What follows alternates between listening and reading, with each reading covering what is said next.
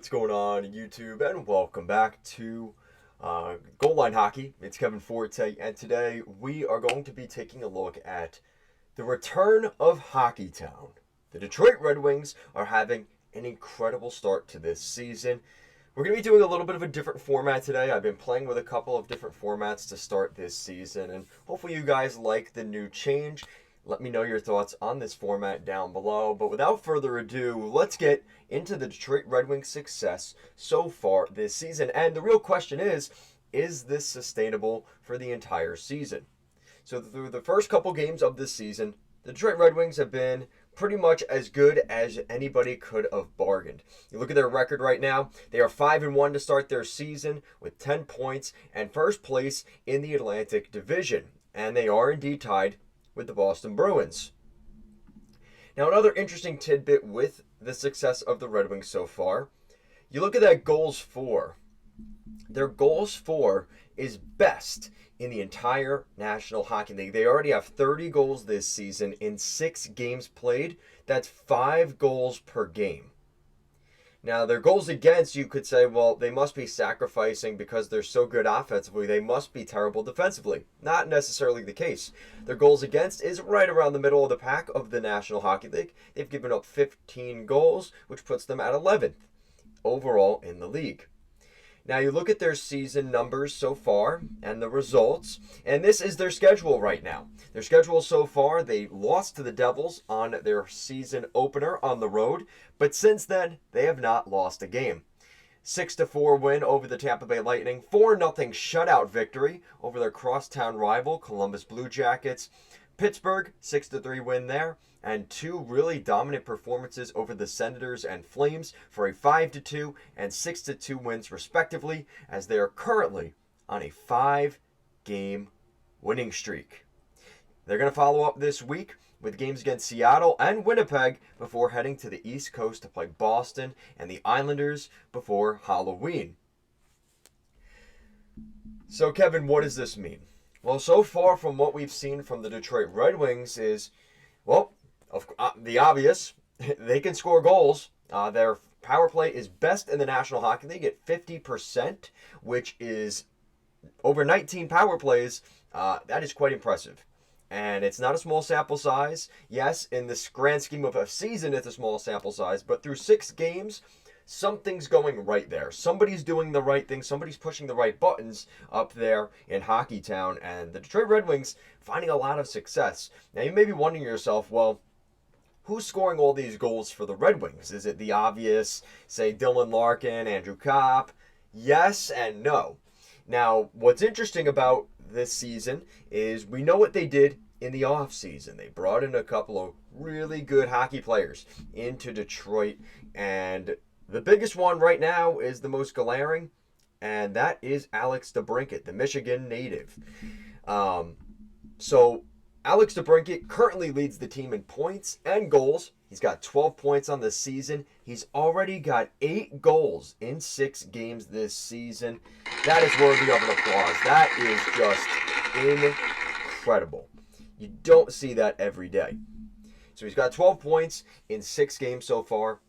Dylan Larkin, of course, leads the team in assists with 8 assists and not far behind with just 11 points. And then you're seeing some other names on the board that maybe you didn't expect to see. Joe Veleno already has 3 goals this season. Shane Gostisbehere, third on the team in points, leads all defensemen in points with 6. He's got a point per game. So Shane Gostisbehere kind of having a renaissance season so far. You look at Mo Siders up there, Lucas Raymond, who right now that top line of Lucas Raymond, Dylan Larkin, and DeBrincat has looked incredible so far, making the coaching staff look like a bunch of geniuses up there. And we talked about him in the offseason. We talked about Daniel Sprong, how the Seattle Kraken might have let a good one go. Daniel Sprong, he played really well in the preseason. He's already got a pair of goals this season, a pair of assists. He is as close to a point per game player without being a point per game player. He's got 4 points in his first 6 games in Detroit. And obviously you're seeing contributions from guys like David Perron and JT Compher and Jake Wallman. But that's all just icing on the cake. What this is really about for the Red Wings is the emergence of some of those players that are either coming into the organization this offseason, like DeBrincat and Gostisbehere, but really the development of their own young players that they have developed, like Lucas Raymond and Mo Seider. And I think that for this Detroit Red Wings team, if they do indeed want to make the playoffs, which is obviously the goal in 2024, this is the recipe to success. Now comes the real overall seeing the forest through the trees landscape of the Red Wings this season. Is this sustainable? And are they still going to probably make the playoffs? It's too early to say, are they going to make the playoffs? I mean, I would not bet money on it. But the way they've played so far, in a small sample size, this is no fluke.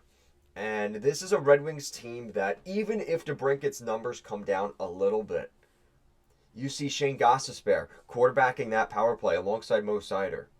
Jake Walman and his defensive prowess as a defensive defenseman playing alongside him. And just seeing the emergence of everybody else there in Detroit is going to be key. Now comes the big, I guess you could say, reasons for, not concern necessarily, but why I don't think this is sustainable. So right now you're looking at James Reimer and Ville Husso's numbers. Now, Ville Husso's numbers have been pretty good so far, but again, it's one of those things where, is that sustainable? Ville Husso, a 901 save percentage through 4 games. I could see that, but he is giving up 3 goals against. James Reimer's numbers have been really good. Now, again, he's only played 2 games. He does have a 963 save percentage, which is great. But again, in such a small sample size, it's really hard to predict just where his level is truly at this season. So, goaltending kind of looks like something I would expect from the Red Wings, which, again, not a knock on the Red Wings, but, this is not the best goalie tandem in the league by any means, nor did we expect it to. But here's where I kind of look and say, I don't know how sustainable this truly is going to be. Because when you take a look at their team stats, okay, power play, actually it already went down. So the other day it was 50%. Now it's down to 39. Now 39 is definitely, it's not bad. It's not a bad power play numbers, but it's not the numbers that we saw through the first couple of games. Now that's expected. The numbers are going to go down, especially when your power play is at 50%. That's like having a power play that's at 5%. Like if you score 1 power play goal, it's going to go up a lot. It's also going to go down a lot early in the season when you don't score on the power play. Now, their penalty kill is playing really well, 87% basically, 86.96. That's 87%, which is really solid. So, when you look at those numbers, are those special teams numbers sustainable? Because the Red Wings have been incredible on both the PK and the power play.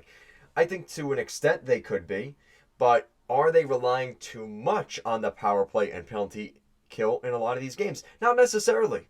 Especially when you're first in the league for goals for and goals against, and goals for, that could be sustainable for the season. Again, it's still early, but that could be sustainable for the Detroit Red Wings.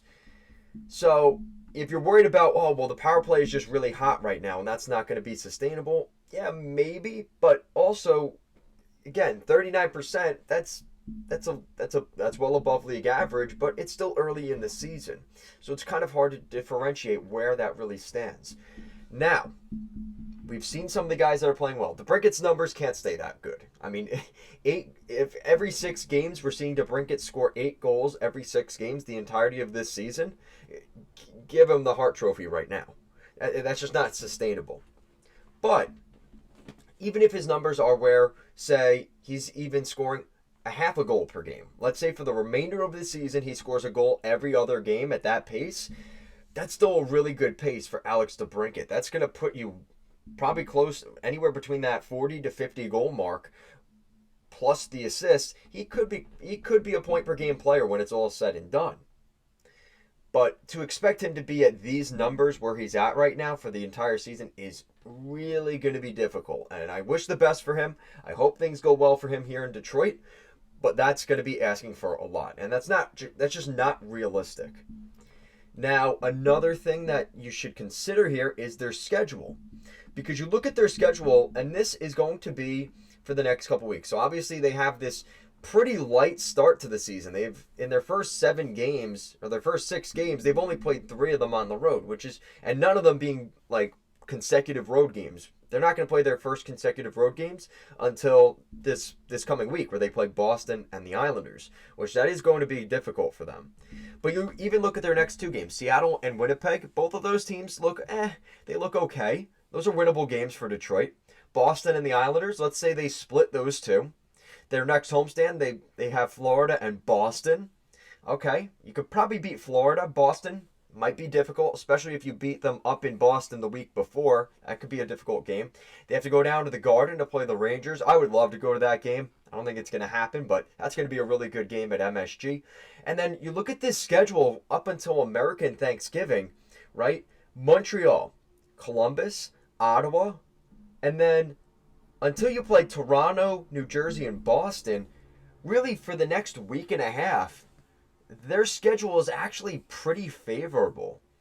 And this is a team that maybe, yeah, for the entire season, you're going to meet everybody on your schedule. But in terms of, like, for the next 2 weeks, this team can still keep up these numbers. Now, will they? I don't know. But I think it's definitely possible. And like I said, I think the key is if their special teams continues to play above league average, it doesn't have to be best in the league, but if they could play above league average in penalty kill and power play, DeBrincat's numbers come down a little bit, but maybe you see a little bit more from somebody else in the lineup. Maybe you see a little bit more from Jonathan Berggren and Joe Veleno and Daniel Sprong and David Perron. If those guys start to produce a little bit more, and even if DeBrincat comes down a little bit, you're still going to have that same production overall across the team. So, are the Red Wings a fluke? Are they not that good? I'm not going to sit here and say that. I don't think this is a full-on fluke. Are they playing really hot right now? Yes. Is this sustainable in terms of where they're at for the entire season? No, this isn't going to stay this way. But I do think this is a team that teams should definitely be keeping an eye on. They got to have their guard up because the Red Wings for the last couple years have been a team that teams haven't really respected. The Red Wings goaltending hasn't been great. Their defense hasn't been great. And yeah, they've been able to score goals, but they've been a smaller team and this and that. That is no longer the case. The Red Wings are a legit team.